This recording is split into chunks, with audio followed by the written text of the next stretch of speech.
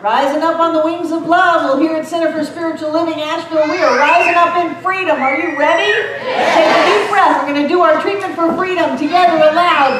I speak my word for myself, my center, and all its members and friends. I know love as the only reality. I am created out of love. Love is what I am. I know this love as absolute freedom in every area of my life, the life of my center, and all who call it home. I know our center's mortgages are paid in full, and I claim for all of us financial freedom with all debts paid and cleared.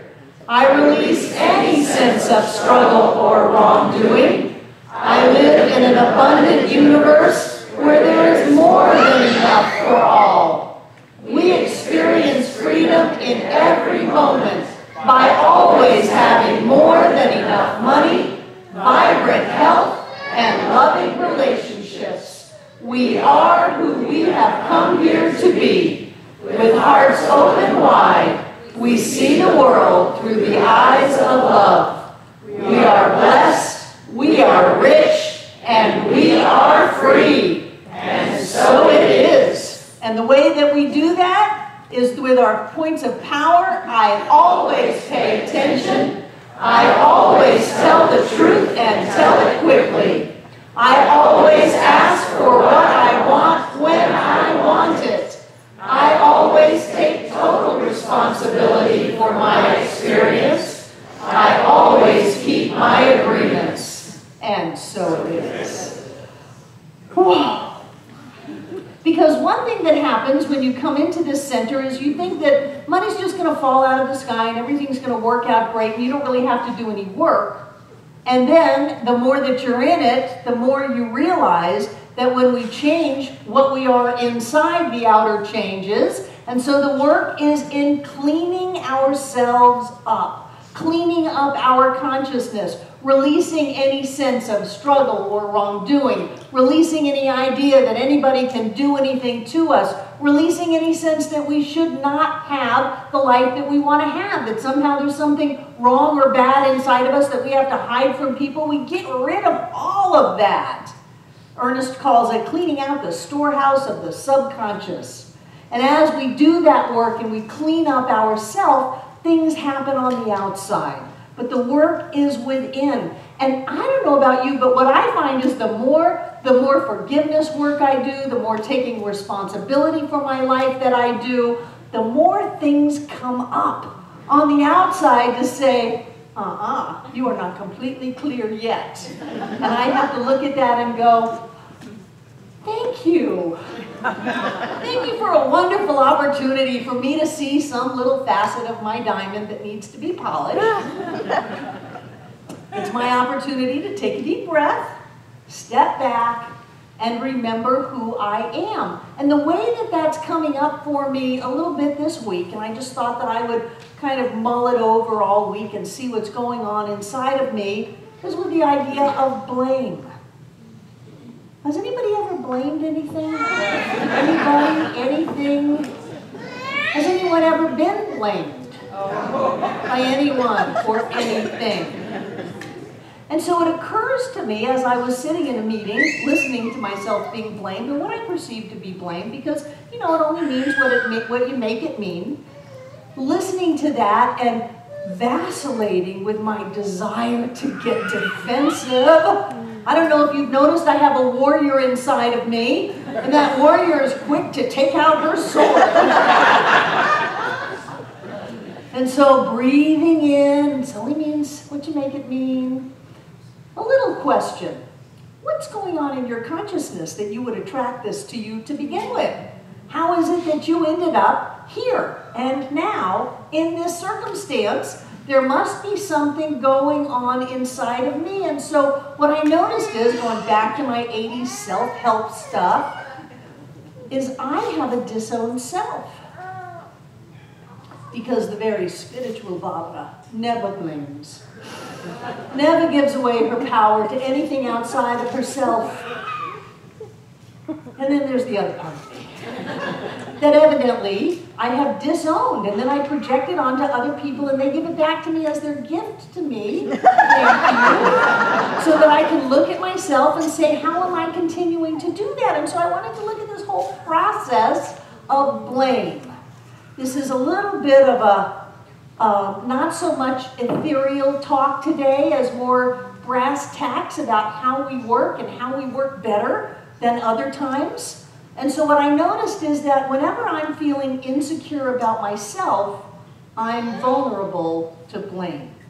Because what is blame but the idea of someone having my power, which I know no one has my power. No one can take anything away from me that's mine. Nobody can give me anything that's not already mine. So nobody has my power, but when I don't have my power, guess what? I think somebody else has got my power, and then my life looks like the next slide. My life looks like that. Now, there is no fault going on here. There is healing. And it is our opportunity during this experience, no matter which side of the dynamic we're on, to realize that there is healing going on. And if we take a deep breath, we will be able to get the healing out of it. If we take a deep breath, and in my experience, remember who we are, then we will be able to get the healing out of it. Because when we remember who we are, then nobody has anything over us. Nobody can make us. Nobody can take it.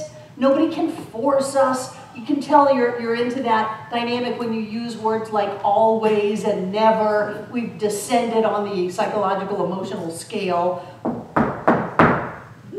That's a powerless stance. The truth is that we are powerful, creative beings of light and love. We are God made manifest in form. We are creating every molecule of our existence. But I got to tell you, once I decided that not only the center, but the entire community was going to be debt-free, my stuff came up. And I've been spending hours and hours and hours working on myself. I used to not like it when I woke up in the middle of the night. I remember Rocking Bear saying, oh, that's the shaman's hour. And I'm going, don't say that. Shaman, my foot.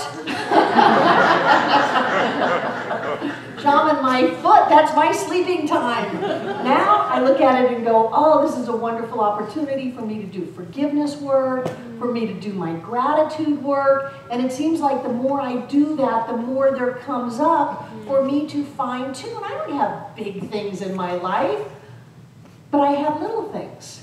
And there are subtle things. And if you've been in Monday night class, what you know is that every time you indulge in that, you might as well be taking $100 bills out and setting them on fire, because it's going to cost you. It's going to cost you financially. It's going to cost you in your relationships. It's going to cost you physically. It's going to cost you in your joy. It actually will make the world look dimmer. So when we clean that up and when we say, thank you, isn't it wonderful that you've helped me see something so that I can rise above it and I can grow and I can heal, then our lives prosper and flourish. So how does all this work? Next slide. It all starts with the idea of a victim. If you're blaming anyone, you're feeling like you've been victimized. Or, like so often in the spiritual communities, we want to help someone. But you know, if you want to help someone, you got to find someone that's a victim to help. Not so much in this group. People are not so willing to acquiesce and say, oh yeah, you can help me because I'm a victim. No. But when we feel like a victim, we feel like someone can do something with us, to us, that we have been hurt, something has been taken from us, that we don't have any power in our lives. And that is a very dangerous place to be. Because so often people stay there for years and years and years. And then it's your whole life. And that is the role that's been played. But you know, in order to have a victim, to play the victim role, next slide, you have to have someone who's victimizing you. And those are easy to find. Boy, all you have to do is turn on the news. You can find someone to victimize you. It can be the stock market this week. It can be the political candidates. It can be the weather. You can have a vast array of ideas that can victimize you. As long as you want to be a victim, you can find a perpetrator. You can go back in therapy and you can have your parents, your first spouse, your second spouse, your third spouse. You can have all of that be willing to play a part because we are so powerful that when we decide to be a victim, life is going to give us that which will victimize us. And then, next slide, here comes the rescuer. And I know there are a lot of us that want to rescue. Doesn't rescuing feel great? Wow, it feels fantastic to rescue for a minute. But then, not everybody wants to be rescued. Have you noticed that? Sometimes we go charging in with our white horse because it feels so good and we're so evolved, we're so spiritually aware that we can rescue someone, and then they turn around and go, I didn't want to be rescued. How dare you? Now I'm the victim and you're the perpetrator. And the triangle goes round and round and round. Because once you enter this triangle, you can be at every point. You know, in order for a perfect whole to be present, it must be present in its entirety at every moment simultaneously. It's the same for the drama triangle. That you can be at every point in there. Well, all I did was try to help, and they were so nasty to me. They acted like I was being pushy and controlling in their world, and I don't know why people don't understand me. Would you look at her? She's awful. All of those are me. So when I find myself acting that out, what do I want to do? I don't want to change roles. Ernest Holmes said transcendence transmutes. We want to transcend that whole experience. We want to get out of it, which means we cannot be a victim, we cannot be a rescuer, and we cannot be a perpetrator. What's left? To know who we are. To be that amazing being. I don't even know what the next slide is, but let's look. To be that amazing being that we are meant to be, because when we are together in a healthy way, we're healthy on the left side. We connect with people, but there's a whole me and a whole you. And when we're together in an unhealthy way, ourselves are merged into one. How can you care what someone thinks of you unless you think that their opinion of you is dominant in your life? That's only on the right side. Terry Cole Whitaker wrote a whole book, said, what you think of me is none of my business. I don't care what you think of me, I care what I think of me. And there is that separation, but it doesn't mean we're going to build a wall between us and everybody else. Well, no, that's not where it's at. Where it's at is, next slide, is being able to be that amazing, powerful being that we are with everybody in our world.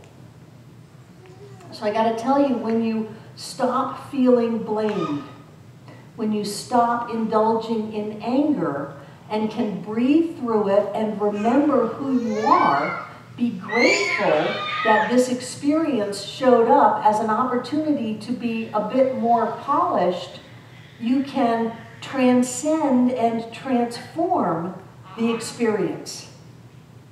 You open up your heart and you love that person, because that person is only in my experience because of something that's not quite healed in me. So what I need to do is acknowledge that sometimes I feel inadequate, defenseless, lack of power, and what I do so I don't have to deal with that level of discomfort is I put it on someone else and blame them so I can bring out my warrior sword and feel more comfortable in that role.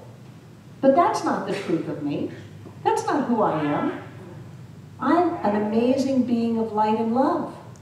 And when I can rise up on the wings of love and open my heart, the amazing thing is I'll bring everybody else up with me. Everybody comes up. But I can't hold on to any upset. I can't hold on to any anger. I can't hold on to any blame. I can't hold on to any shame. I can't hold on to any you. It's all me. This is all my orchestration to clean up the residual effects of a lifetime, or probably many lifetimes, of feeling like I needed to protect myself by blaming those around me. And as I clean that up and let it go, my body is healthier, I have more money, my relationships are better, and I just have more fun in life. So for every experience that we have in terms of feeling separated in life, that is our cue to go back to who we are and to remember that we are God in form and there is only love. And that if we are the only one carrying that light in that particular instance, then it is ours to do. Don't sit back and wait for somebody else to light their light. You got a light, lift it up high. Lift everybody around you. Ernest said, it's only real if you make it real. Nothing can hurt you unless you allow it to hurt you. Refuse to have the feelings hurt. Refuse to receive anyone's criticism or condemnation. In the independence of your own mind, know that you are wonderful. This is not conceit, this is the truth. Because what could be more wonderful than spirit as you? Nothing is real unless you make it real. And if you made it real for a reason. To buff. To shine, to polish a little bit, to clean ourselves up a little bit more and a little bit more so that we can be the amazing, powerful God beings that we were meant to be. We're never going to do it with fighting. We're only going to do it with love. And when we can begin to see everyone in our life as the amazing God being that we are, next slide, maybe we'll all be able to get along. And so it is.